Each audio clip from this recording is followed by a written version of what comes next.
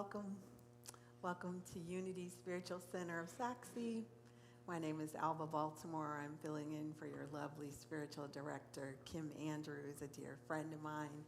Whether you're joining us in person today or you're joining us online, we're grateful that you're here. We're grateful to be here all together this morning, right? That our cars got us where we needed to be, and hopefully we're grateful for a restful night's sleep and excited about what this day is going to bring forward. So if you'll just take a moment with me to go inside in that spirit of gratitude, the invitation is to open our minds and our hearts for what's here for us today. Open our mind and our hearts, taking a walk inside to explore the depths of our beingness, our truth, to send and radiate love to our world, all beings everywhere. The peace that we seek for ourselves, we send that peace out. We wrap anyone that we know, whatever is going on with them, whether it's a health challenge, a financial challenge, a relationship challenge, whatever the challenge is, we just enfold them in this beautiful community, in this beautiful time, knowing that right where they are, the whole of the infinite is present, love is present, possibilities are present. The solution is unfolding, and we call it good, and we affirm together that it is unfolding for all of our highest good and greatest joy. We wrap the leaders of our nation and all nations in our consciousness today, recognizing that there's one perfect life. We call that life God. Not only is it our life, but it is the life of all. And again, we welcome ourselves to this adventure we explore together. Giving thanks for this day, giving thanks for breath, giving thanks for all our many blessings, those that are present, those in the past, and those yet to come. Breathe that in.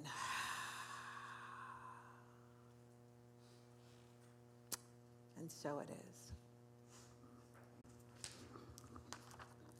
This morning's reading comes from 365 Days by Neville Goddard. The Power of Self-Observation. Change begins with uncritical self-observation. Neville Goddard. Examine yourselves to see whether you are in faith. 2 Corinthians 13:5. Most live mechanically, reacting to life without noticing their inner state. But the awakened soul watches himself in motion, his tones, reactions, and assumptions. This observation is not condemnation, it is light. Each reaction reveals the state you inhabit. Anger, envy, fear are signals showing where consciousness resides. The moment we observe without judgment, the pattern begins to dissolve.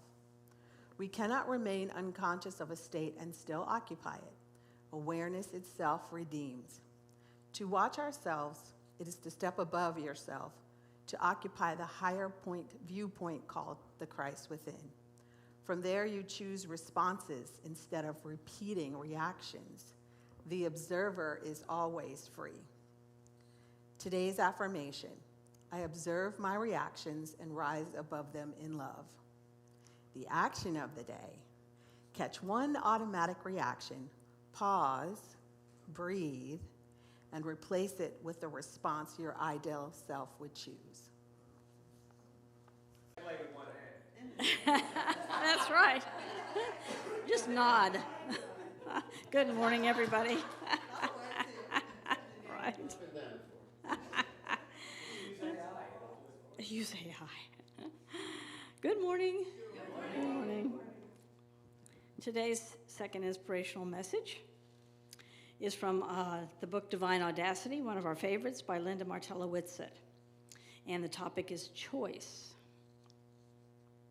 The choosing power of will is our ability to desire one possibility among infinite possibilities and to select it. Desire is the driver of choice making. We cannot have what we do not want. We cannot have what we do not want, not because it is denied us, but because it is not in our view. We cannot see or be or have what we don't desire. Desire is natural to our divine identity. Ever-evolving divine life demands increase and expansion of consciousness. At the heart of all humanity is the divine discontent that propels us towards more conscious, intentional, spiritual living.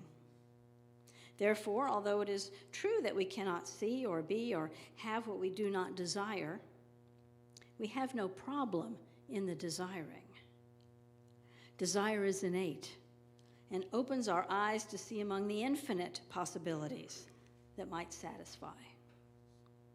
In the matter of choosing, our most successful and most spiritual activation of will follows wisdom, our power of judgment, discernment, and intuition.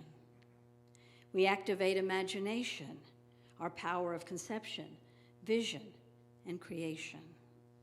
From infinite possibilities, we choose one.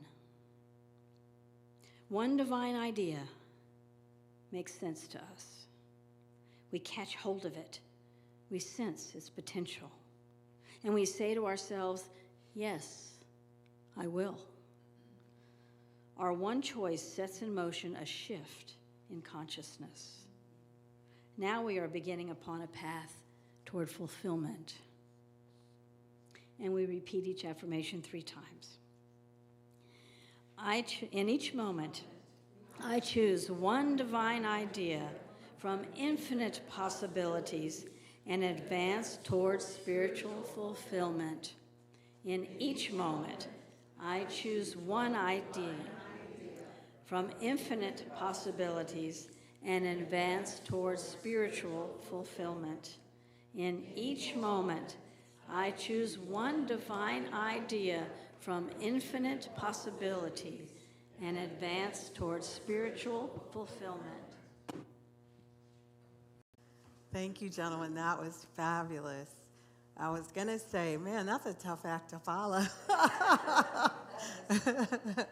However, my talk title today is what stories are we telling ourselves? So I was like, oh, I don't know if I want to say that about myself. What I will say is I really loved the line about fascination and that it's love this time. And I was thinking to myself, it's all love. So I'll go with a foolish heart and when it's all love. That's a story I want to tell. So I am a person that's very introspective. I'm constantly paying attention to what's coming out of my mouth and especially what's running in my head. Hi. And so I've been thinking a lot. Actually, it's so fitting that you're here, Willeen, because we often talk about what stories do we tell ourselves, hi, Alexis, what filters do we have running? And so I'd like us to explore that this morning. Jean Houston says, change in the story changes the perception. Change the perception, we change the world. I like to say, change my story changes my perception, and I change my world. So let's explore that. I want you to close your eyes for a few minutes, and I just want you to see what's running. We also talked a little bit about observation, right? Neville Goddard and observation. So just notice what little story is running. Is it your to-do list for after our gathering today? Is it about what didn't get done yesterday? Is it worry about a loved one? Or what's going on in the world? Or are you right here, right now, fully present? And we're not judging. We're just observing.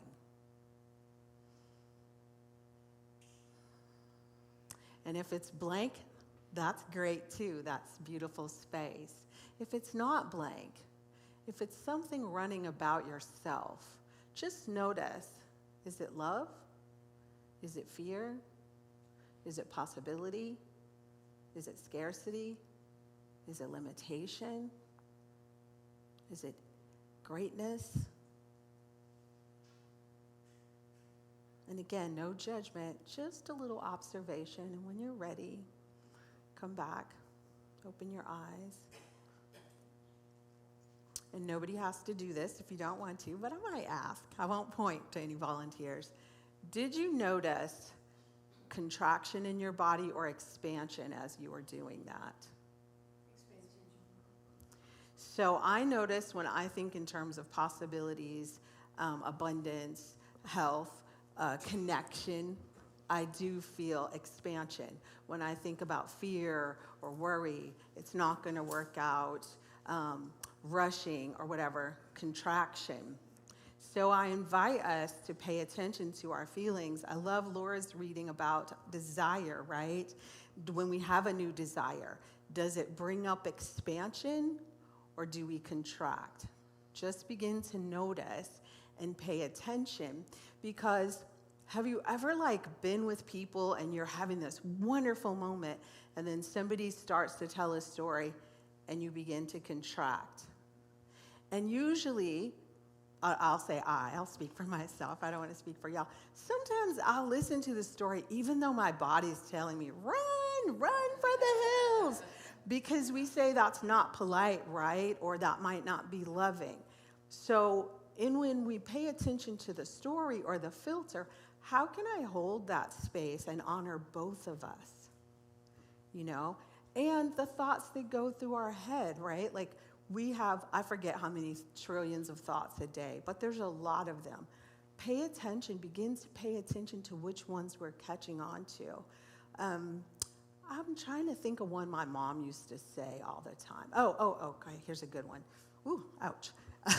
She used to say I was born with champagne taste and Kool-Aid money.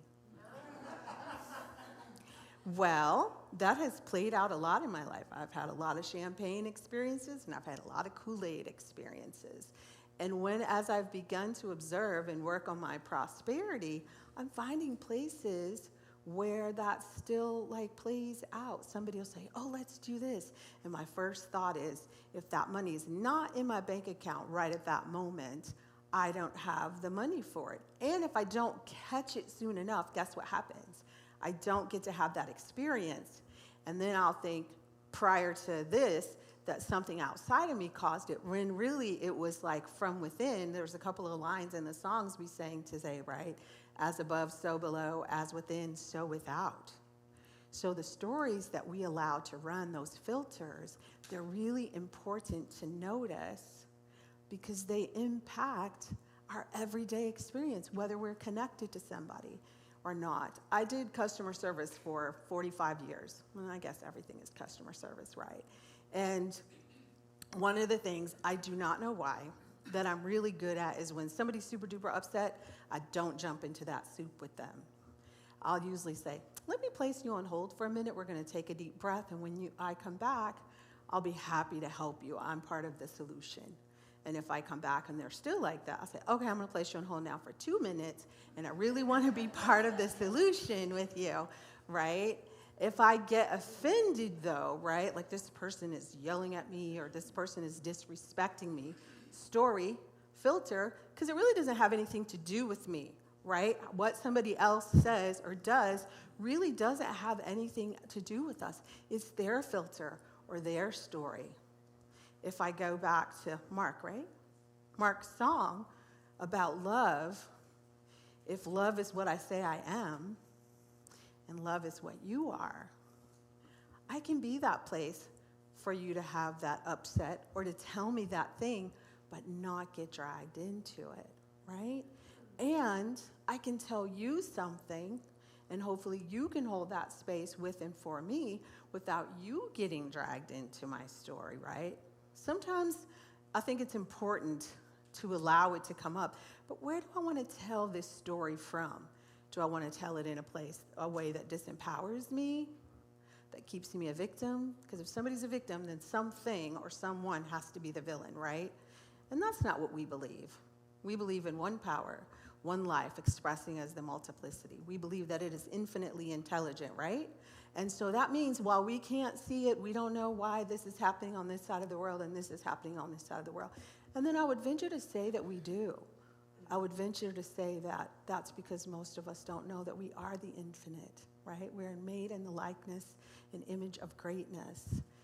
The stories we tell ourselves is how much of that greatness gets to express in our everyday life, in our everyday interactions, whether we're in traffic or in the store or sitting in the hospital with a loved one, or our own stuff, our own stuff.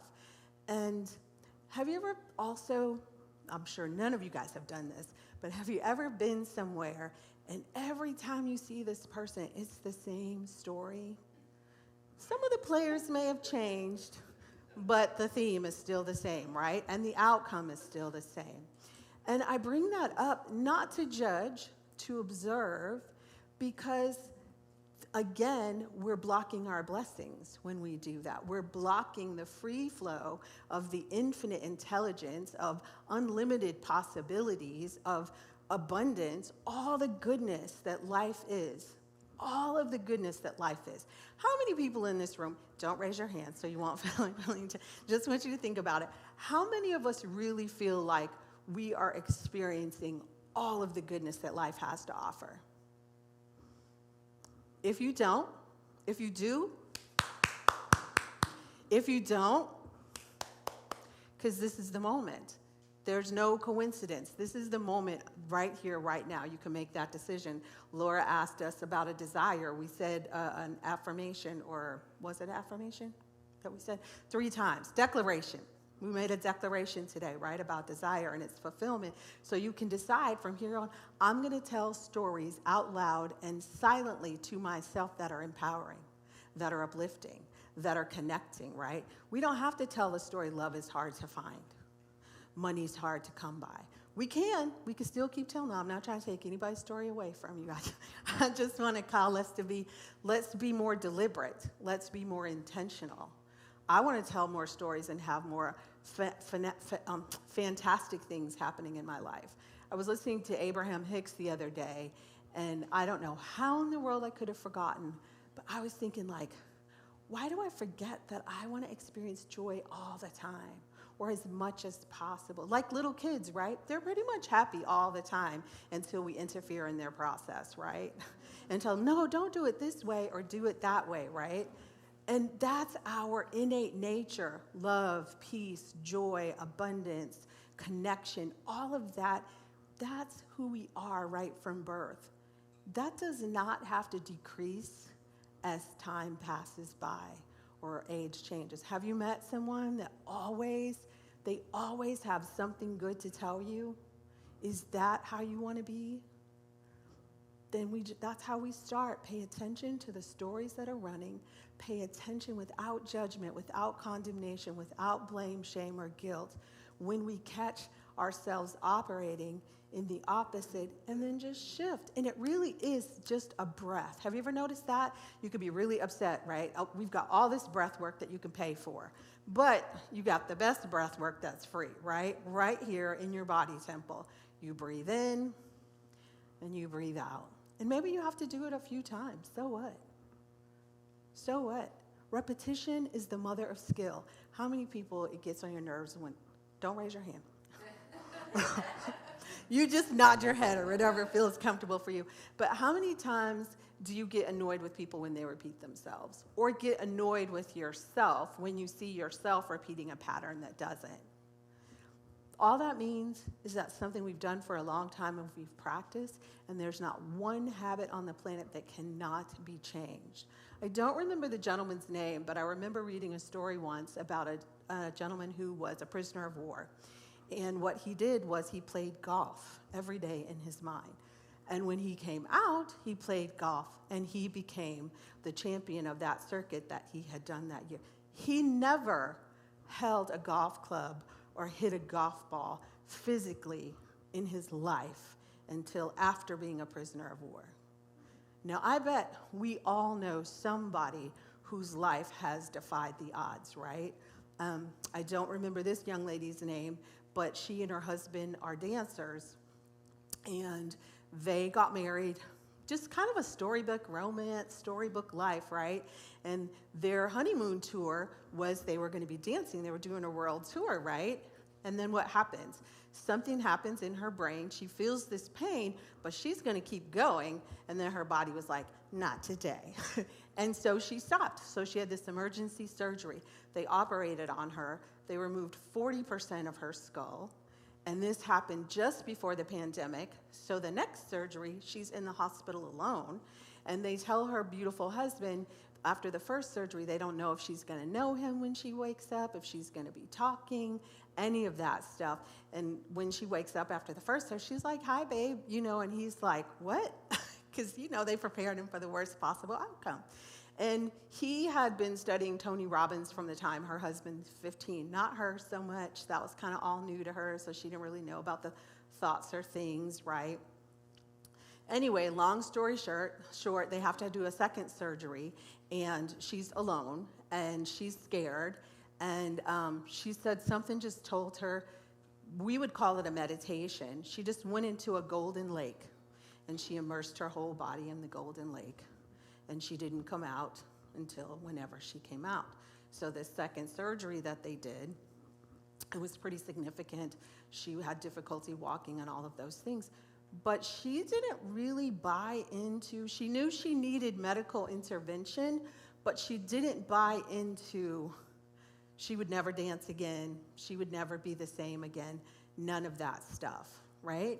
And so the next few months of her rehab, they were telling her to take it slow, and she was not taking it slow. She was sliding down the hallway until she could walk down the hallway.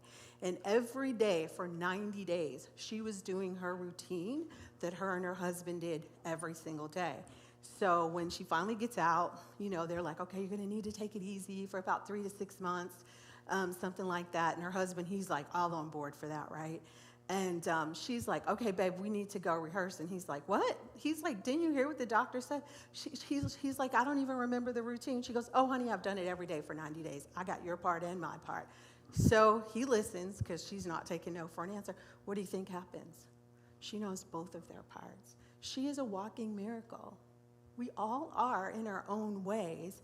And I feel like we're so fortunate. Life is always giving us opportunities to choose more life, to let go of the old and do something new. But it starts with observation. What do I have running? Is it working for me, or am I working against myself? No blame, no shame, just curiosity. Like kids, okay, anybody know little people? Got little people in your life? Remember when they say, why? And then you answer, and then they say, why? And then you answer, and they keep saying why. They're seeking to understand.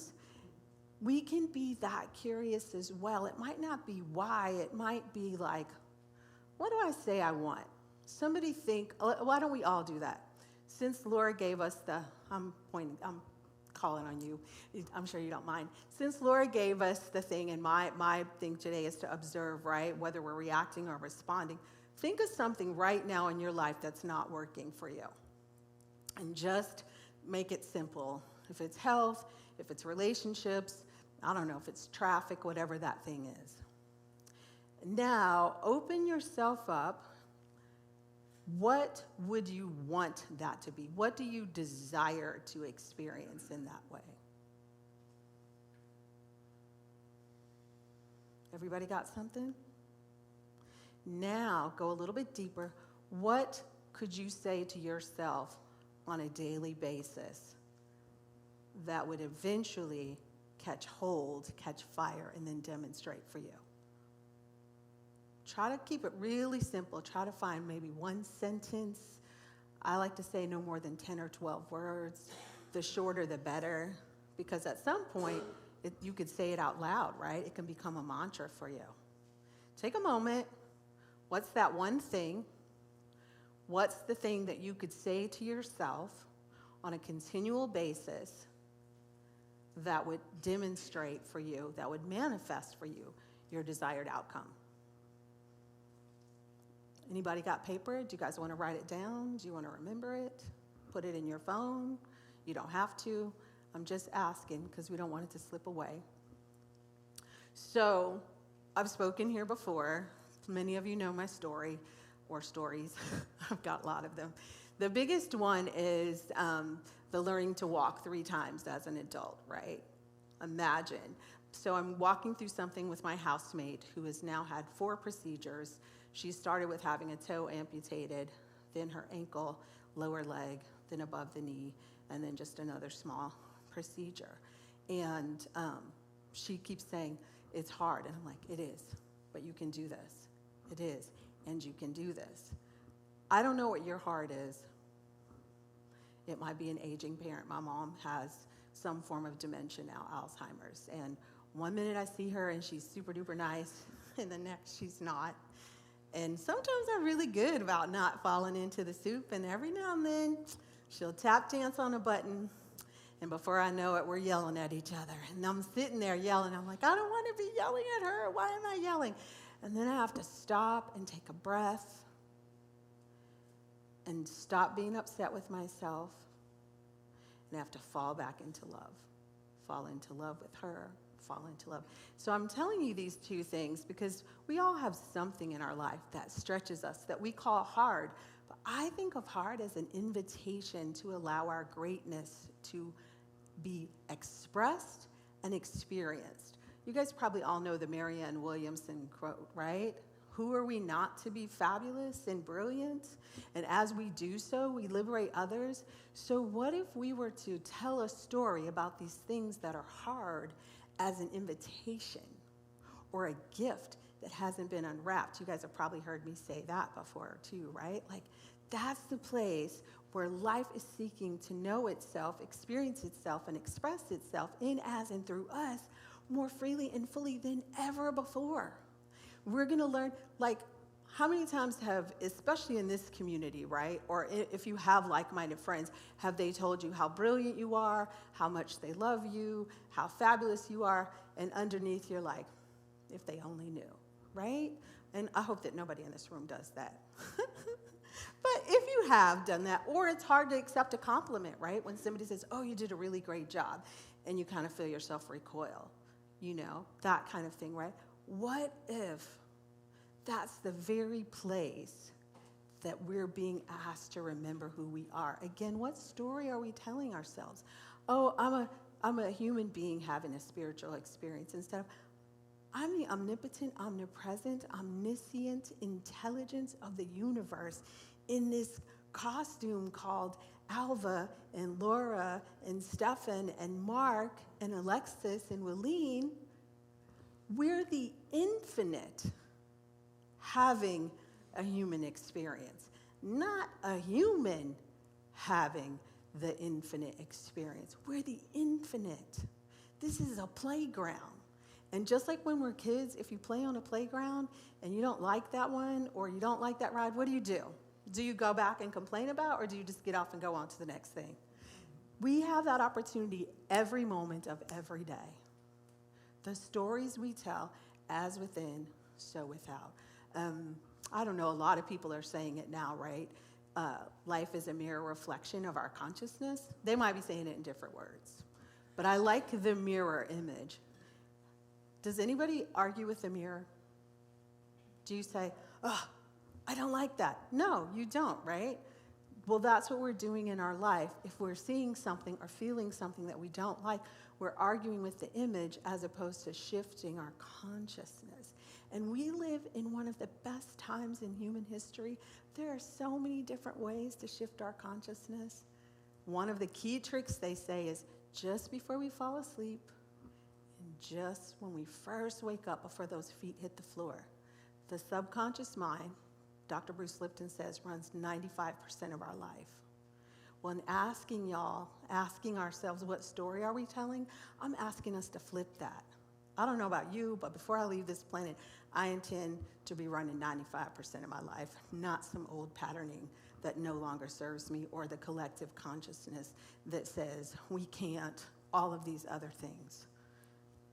We have the opportunity every moment of every day, just like little people, to be the driver, because we are the infinite. Now, I can tell you you're the infinite. Kim can tell you. We can read books. We can take classes. But as Tony Robbins says, knowledge is just information.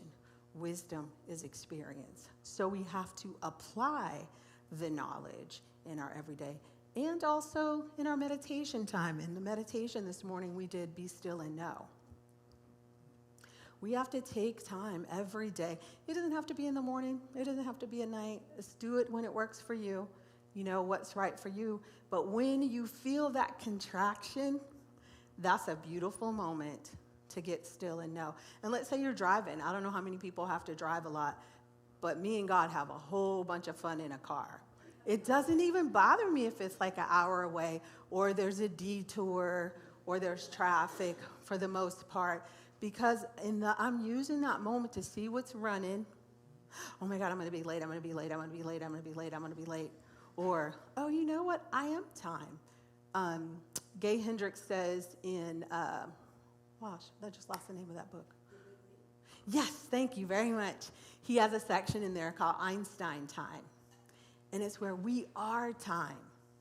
And time will bend. Now, this might sound out there, but I've been doing it for about 3 weeks now, because sometimes at the time that I'm expected to be in Irving from out in Fort Worth, it's like in rush hour, and we got construction going, and I'll be like, I'm going to be there in 20 minutes. I'm going to be there in 20 minutes. I'm going to be there in 20 minutes. I am time.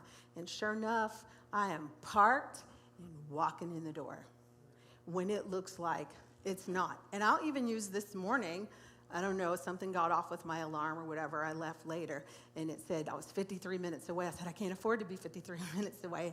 I was driving, and I was like, I got this. I'm time. Oh, my God, I'm going to be... nope. I'm going to get there with 10 minutes to spare before the meditation, 10 minutes to spare before the meditation, 10 minutes to spare before the meditation. I pulled in y'all's parking lot. I was here 10 minutes to spare. Technically, to the human eye, that did not look possible.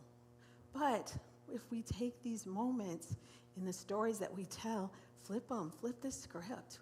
Have you guys, I don't know the name of this movie. John Candy was in a movie once, and he was a writer, and it was like a hospital daytime soap opera, and he wound up being a patient in the hospital, and he kept telling everybody, I don't belong here, I shouldn't be here. And this one nurse was so tired of him saying that. She's like, well, if you're a writer, write yourself out. It's really just that simple. It's really just that simple. It doesn't matter about our past. It doesn't matter if we've been single. It doesn't matter if we've had, a bunch of relationships that didn't work. If you want to be in relationships, start saying, I'm in loving relationships. I have the most fabulous partner. Now, maybe you might not want to tell that to anybody that doesn't think like you, because then that's kind of like, pouring weed killer on your dreams, and you don't want to do that, right? But you might have a few people, or you might just need to keep telling it to yourself until you're solid and steady in yourself, right? Whatever that thing is, whether it's, I'm too old for this, I just turned 62, and I keep hearing all these people talking about, when you get older, this declines and this happens, and I'm like, oh my God, don't speak that curse over me, Don't speak that curse over yourself. But I'm practicing the Mel Robbins let them theory. What comes out of your mouth is your business. That's between you and your consciousness. But what comes out of mine? And so I look for people in this very day, like 3 people who told me, oh, you just wait and see.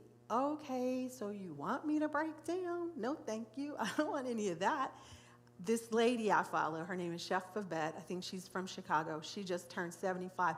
She was like dancing and singing in her story, and she looks amazing, and she has outlived all of her siblings, and she talks about she exercises every day, she eats, the best way for her body. She has a coaching business. The thing I love about her, too, is her trainer is like 40 plus years younger than her, and he says he doesn't have a client that works out harder than her, that shows up more consistently than her. There are examples everywhere of life working for us. Life is always for us. You want to know how you know? Because you're breathing right now. Every time you breathe, that is life loving itself as you. So as Mary Oliver says, what do you want to do with your one wild and glorious life? If we still have breath, there's many more adventures to be had. if we decide. It's our consciousness that our life is a picture of. Nobody can do that for us. So I'm going to invite you to go inside. We've talked about love. We've talked about desire. We've talked about observation. We've talked about that there's one power, one life. I call it God. I call it love. I call it it. I call it all sufficiency. I call it peace. I call it joy. Doesn't matter what name we give it. It is breathing its beautiful, amazing, magnificent selves as each person in this room, each person watching online, each person on this planet, each person past, present, and future, as an individual blade of grass, or a bird, or a tree, or a river. It wants for us what we want for ourselves.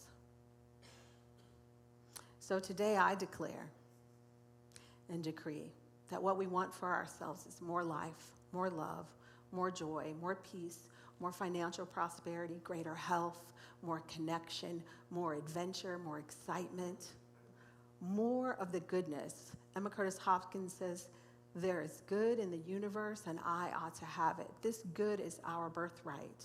The master teacher Jesus said, the kingdom of heaven is within, right where we are. So what I affirm and declare for this beautiful community, that from this day forward, we pay attention to the stories that we tell, and we keep creating heaven on earth for ourselves. And we keep being the light, brighter and brighter and bolder lights wherever we are, so that we are the blessing. And other people are lifted by that. And we share our stories of, oh yeah, I used to think this and I used to say that. And then I decided, if I could co-create that, what if I create more deliberately and I tell the story of what I want more of and move in that direction of and be so lasered focused in my consciousness. And then the next thing I looked up, my life changed. My beloved showed up. Or my beloved and I, man, our communication is so much better than it ever was. We laugh so much. My mom enjoyed every last moment with her until she took her last breath. Whatever that is, the story is unwritten. The story is being rewritten because now we do so knowing that there's one life. That life is God's life. That life is perfect. That life is my life. That life is your life. That life is the life of all. And there's no absence of it. So because it is omnipotent, omniscient, and omnipresent, and I am that, that is available to me. That is available to you. That is available to we. So I know that we bless our beloved Kim Andrews, the spiritual director of this incredible center, and we bless this place.